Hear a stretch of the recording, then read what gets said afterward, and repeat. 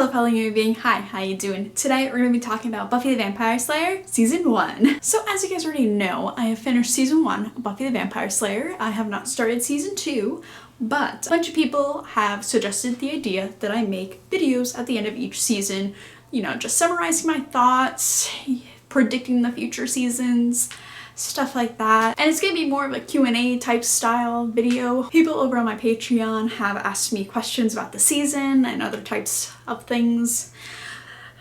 Wow, I cannot talk today. I'm so sorry in advance. Wow. So before we get into the actual questions, I thought it'd be a good idea to actually go episode by episode, kind of summarizing how I felt about each of them, because, you know, it's been couple weeks since I watched some of these episodes. My feelings have changed a tiny bit for a couple of them, and I just want to tell you guys that. So let's get into it. So for the first and second episode, I'm kind of looping them together because to me the second episode was kind of like the falling action after the first episode. Like, I don't really see them as two different stories, so hopefully that's cool with you guys. So first episode, Buffy transfers to Sunnydale. We get introduced to the entire gang. We get Giles, Xander, Willow, even Cordelia's in there. Yeah. And then later on we get introduced to a mystery boy. Who's that? It's our boy Angel, but we don't really know his name until the second episode. What a legend. He's just in the background, just being his mysterious self. Love it. So yeah, we get introduced to Voldemort, the Master, whatever you want to call him. He's doing this harvest thing. He needs people, I think. He needs something that involves killing people. So yeah, Buffy kind of has to do her thing, slay some vampires, you know the gist. So yeah, that's really it for those two episodes. It's just a good introduction.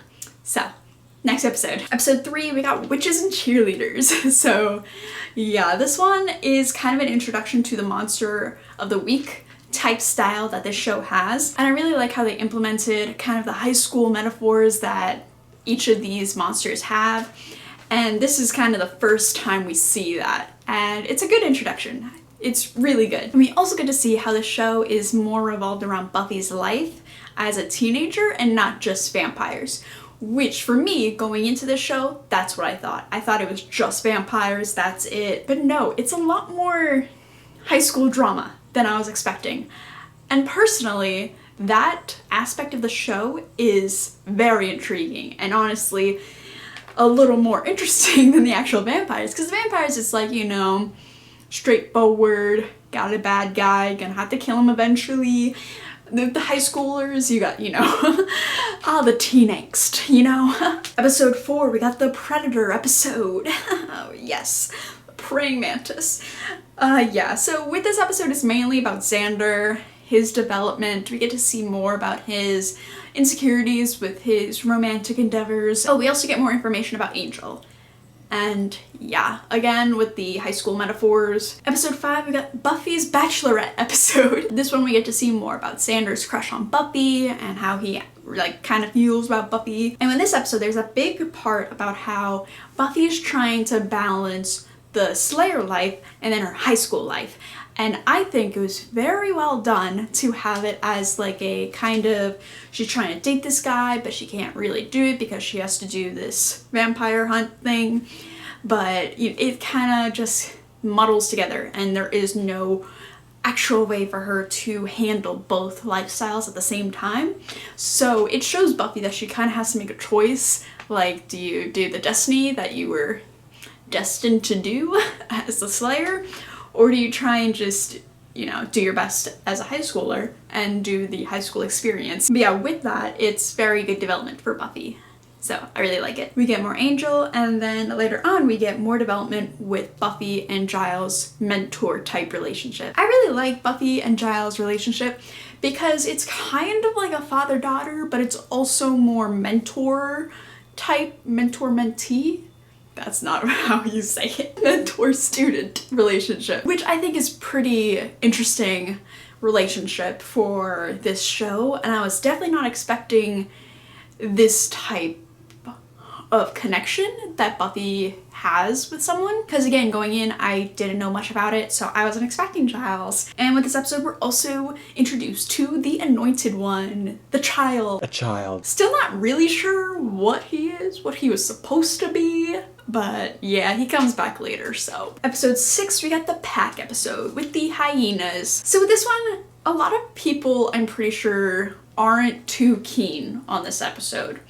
But to me, I'm gonna say this a lot throughout this little segment, but this to me was a huge turning point for the show because it was the first time that one, I teared up a couple times, and two, that I was thoroughly creeped out by like 3 of the scenes. Whew, it just like sent chills down my spine, and it was so disturbing and creepy. So R.I.P. Mr. Flutie.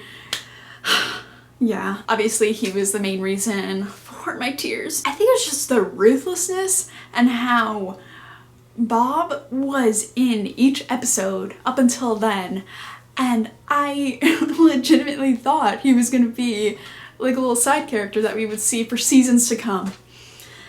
Nope. And then the scenes that creeped me out were the ones where Xander was kinda weird with Buffy, and the scene in the library with Willow where Xander is locked up and then the hyena people start whispering Willow's name.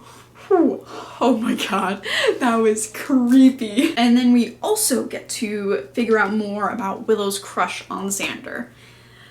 Poor girl. Next episode, episode 7, the angel episode. So of course we get more information about our mans. He's a vampire, but he has a soul, so he has like emotions and a conscience, so he's not, you know, he's a little different. But yeah, this episode I just absolutely adore. It's the ups and downs with Angel, and then by the end it's kind of resolved, and oh god, that last scene where they're dancing, cinematic gold. And the scene where Angel originally shows himself as a vampire, oh my god, that is the biggest surprise that I've ever seen, and what a way to show that he's a vampire, like, so good. So episode 8, we got the seducing robot episode. This one, it was okay. Originally when I watched this, I felt like it was really empty, and I genuinely didn't really enjoy it.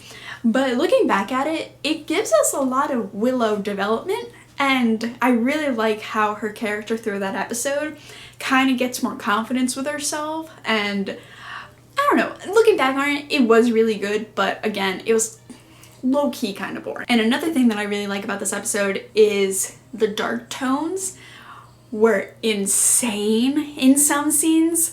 Like that one scene where Malachi, I forget his name, but the robot demon thing, he like writes a suicide note for that one guy, and then Buffy walks in on him hanging. Are you kidding me? And a lot of people said that this main episode, it's notable because it's an introduction to Miss Calendar. So yeah, we also get introduced to her. Episode 9, we got the Demon Slayer puppet. Okay. Yeah, so for this one, it had some great plot twists. I genuinely wasn't really expecting the random kid at the talent show to be the demon. Yeah, I think he was a demon. So yeah, I really liked that and how they kind of played with your expectations, because this episode we also are introduced to Principal Snyder, which due to this episode, I was low-key like, I don't know how I feel about him. But later on, he's pretty cool with his like one-liners and how he presents himself, and he's just really good. I wasn't expecting to actually like him in that way, but it's pretty cool. Okay, and then episode 10, Nightmares. Oh boy, we get so much character development for Buffy and Giles. Oh my god, it's really good. And I really like the concept of this episode with the nightmares and how they kind of have to face their fears. And with the fears, we also get to see Voldemort, and he's kind of like, this is the main reason why you're not gonna be able to kill me, because you have fear of me and fear of dying. I'm pretty sure that's what he said.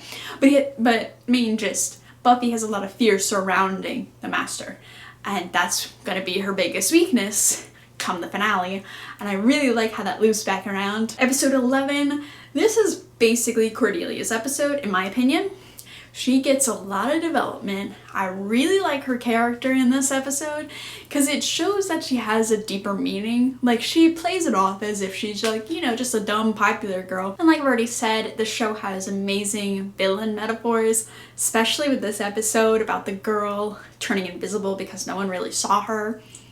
This episode also delves more into the territory of how dark this show can be at times. Like I've already said in the robot seducing one, that one scene of the suicide note, with this one we get the end scene where the invisible girl, she was like full on ready to mess up Cordelia. It just gives like real world consequences to this type of stuff, and I really like it. And the only other thing about this episode, Giles gets to meet Angel, so I really like that because I feel like the relationship is gonna be pretty cool, and hopefully they get to interact more. Then episode 12, the finale. Oh boy! So there's a couple different things going on. We got Xander's plot with his little crush on Buffy, and that doesn't really go well, but he does get to redeem himself in the end by saving Buffy. We also get more development with Giles and Buffy's relationship, like that one scene in the library where Buffy overhears Giles talking about the prophecy, and oh my god, okay. That was an emotional roller coaster. That one scene alone. Whew. And so yeah, then at the end, Buffy kind of takes the Slayer title, embraces it, and she's like, yeah, I'm a Slayer, I'm gonna go kick some ass. And she does. Of course, when she dies, that makes the prophecy come true, I guess. And then when she comes back to life, her fear of Voldemort and her fear of dying kind of goes away. Because of that, she feels stronger, she's able to kill him. Bada bing, bada boom, it's amazing. And I also really like the contrast between this episode where she's like, okay, I'm a Slayer, I'm gonna do this, and the pilot episode where she's like, nah, I'm retired, I'm out of here, honey. It just really shows how great her development was over the season, and I got nothing else to say. It was just great. So yeah, that's how I feel about each episode in itself. Yeah, some of my opinions have changed on them, some not really, but yeah, let's just jump into the questions. Okay, so the first question that a bunch of you asked is basically along the lines of, what's my favorite character? Can you rank the characters? So thank you, Kay, Richie, Alan, and Stanley for asking this question. So the characters. Let's see. My favorite is honestly Buffy. She is such a badass, so cool, so independent. Bro. Second, I would have to say Giles, which I'm not sure if that's the popular opinion, but right behind Buffy, Giles is pimpin'. He is there, he's got all the information, he has all the research, he does. What a man. Third, I would probably say Angel, half because he's pretty cool and mysterious, and half because have you seen him? Third, I would say Willow. I really like her character and I'm really excited to see more of her. Fourth, low-key, I want to tie Xander and Cordelia, because they both are cool, but both of them annoy me in some way. Sorry, I had to change the angle a little bit. But yeah, like Cordelia, originally I didn't really like her, but with her character development, I am honestly really digging it. And then with Xander, he's fine. He's a cool friend character, but also, bro, he's just a teenage boy, and teenage boys annoy the fuck out of me. So yeah, I can't really fault him in that, but nonetheless, that's my opinion on him. Okay, and then Aaron asked, who is your favorite principal, Mr. Flutie or Mr. Snyder? Mr. Flutie, downright. Mr. Flutie would be the one that if I actually had problems, I would go to him. Principal Snyder, I would run for the hills if I ever had to talk to him. Jesse asked favorite teacher. The biology teacher. Oh my god, the biology teacher from the Praying Mantis episode. Bro. And then Sam asks, which of the cast you identify with the most so far? Willow. She is basically me in high school. I was just doing my thing, just being a little nerd, doing my thing, having crushes on people and never telling them. That was me. Danny Tyrell asked, do you have any predictions for how you think the characters will develop in the later seasons? I feel like Buffy will embrace the Slayer lifestyle a lot more, and hopefully she'll get to play out the high school dream a little more. Giles, I hope, gets the recognition that he deserves. Willow, I really, really hope she gets more confident with herself and actually either 1, just goes for it and tells Xander, 2, drops it and then moves on to another person. Xander, I hope, gets a little more tolerable. Again, these are all jokes. I just hope he gets a little more self-awareness, if that makes sense. Cordelia, okay, I just want Buffy and Cordelia to be friends because I feel like they'd be such cool friends. Bro, like the outcast with the popular girl. I don't know, I love that trope so much. I would be down for it. And Angel, hopefully, I just need a plot with him. Hopefully there's a subplot soon with Angel, because I need more from him. Another person asked, which characters do you want to have more episodes focused on in the future? Definitely Giles. If you watch Supernatural, you know that episode, Weekend at Bobby's, where it's told entirely from Bobby's point of view. I need that for Giles. He would be so funny by himself in the library just doing his thing. Oh, that would be glorious. And then having like Buffy like storm in, be like, hey, do you have this blah blah blah? And then Giles is like, yeah, here's info. And then she's like, cool, thanks, peace. And then like leaves. And Giles is just like, okay, hello to you too. I'm checked in asked, do you feel that Willow is a more fleshed out character by the end of the season than she was by I, Robot You, Jane?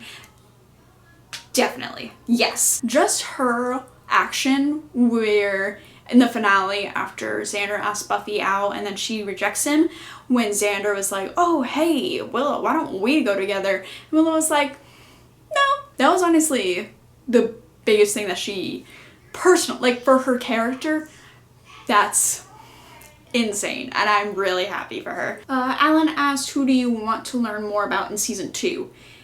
Definitely Angel. I would love an episode about just him, or just a subplot about him. I need something. King Author asked, which season 1 character do you feel had the most character progression?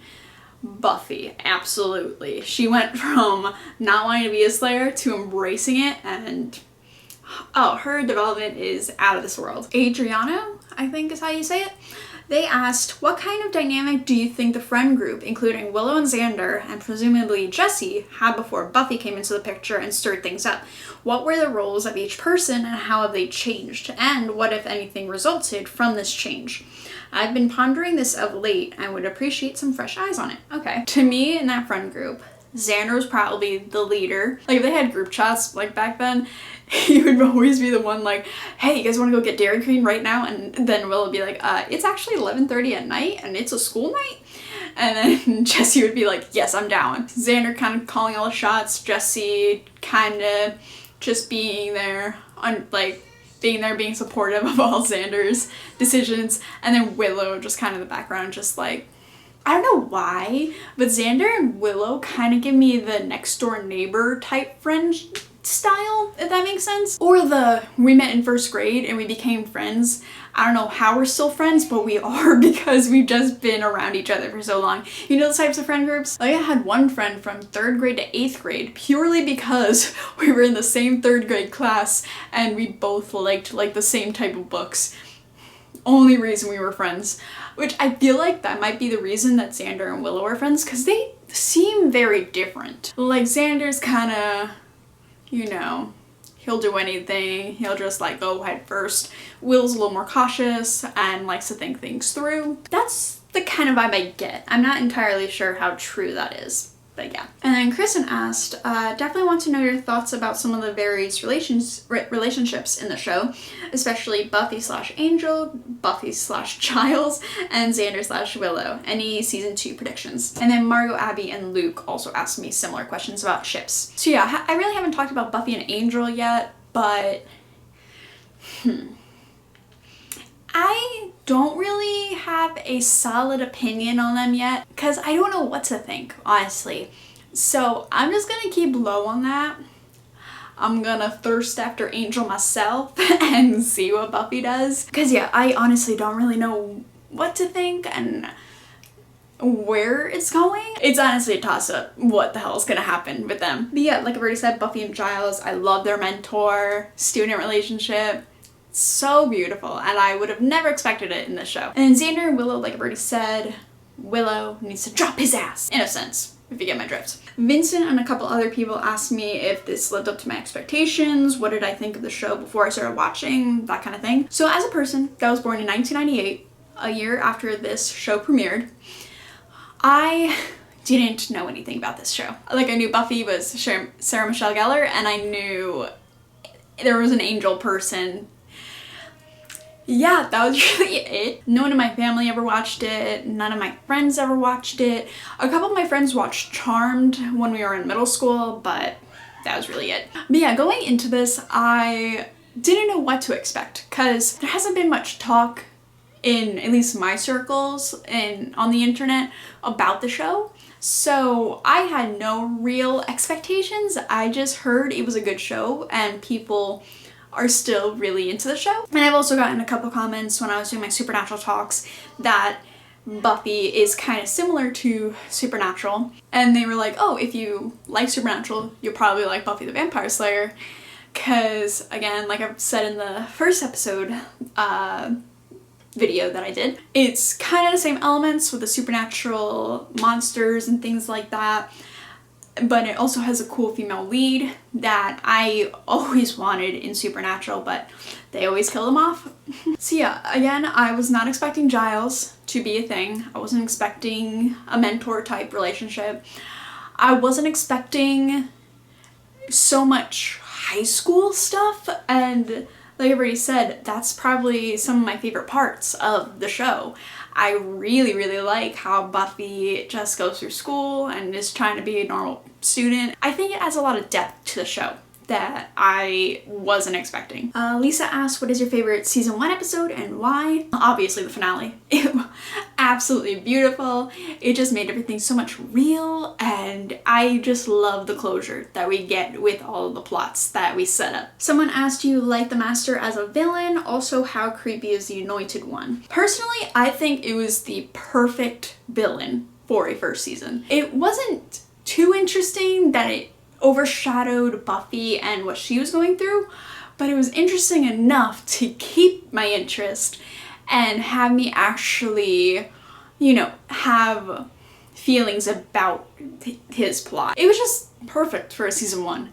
And then the Anointed one, like I've already said, I still don't really understand what his point was. And then Dave asked, Joss's idea was to write a show that is a metaphor for the idea that high school is hell, but in Sunnydale it's literally hell. How do you think that this came through in season 1, or was it getting drowned out by the Monster of the Week vibe a bit? I'm not sure if I already talked about this, but I wasn't really seeing that connection until someone pointed it out to me, and I'm like, oh, that's really clever. If I was a casual viewer, I would have not really caught it, but because obviously we're looking a little more in depth for this, it was really good. But again, if no one told me, I would have not realized it. And that's just me. I kind of suck at watching things, you know? Okay, and then a couple of people asked me about like, what's my top episode, what's my bottom. So here's how I would rate all the episodes, like 1 to 11 in order. At the bottom, we got episode 4, the one with the praying mantis predator. Sorry, but it's a no from me. 10 would be the Demon Slayer puppet one. Number 9 would be the seducing robot one. Number 8 would be the witches one with the cheerleaders, episode 3. Like, it's a good introduction, but when compared to the other ones, obviously doesn't live up as much. Number 7 would be episode 6, the pack one, which again, I don't think many people like it, but to me, just emotionally, it was amazing. 6, I would have Buffy's Bachelorette episode, episode 5. Really good. I like that episode a lot. 5 would be episode 11, the one with Cordelia. It's not the most important in terms of like, it's mainly about Cordelia, and Cordelia is not like a big part yet, but I just really, really liked it. Number 4 would be episode 10, Nightmares. Just amazing. Number 3 would be episode 7, Angel. Number 2 would be the pilot episodes, episode 1 and 2. And then the first one would obviously be episode 12, the finale. So good. Gordon, Jay, Steve, and Christine all asked questions about like, what do I expect in season 2? What villain do I expect? Things like that. I genuinely don't know. Because with Supernatural, every finale sets up the next season. So normally I would have an answer, but I do not know at all. I hope the first episode sets it up in a organic way, and it's not just like, oh, we need a villain, here he is, honey. Like, also, I don't really know if it's gonna be something as distant and not connected to Buffy like Voldemort, because he was just like in hell or wherever, and he wasn't really connected personally to her. But maybe they'll do like a villain that's like closer to her, or like something that's up school or something like that, because that would be pretty cool. Marin movie butt. And then another person asked me, what are my favorite clothes of the season and like Buffy outfits? I did not prepare for this question. I will insert clips right here of my favorite ones because I cannot think of them off the top of my head, but here you go. Hey. Hi, how... That's what he said. Folk guy.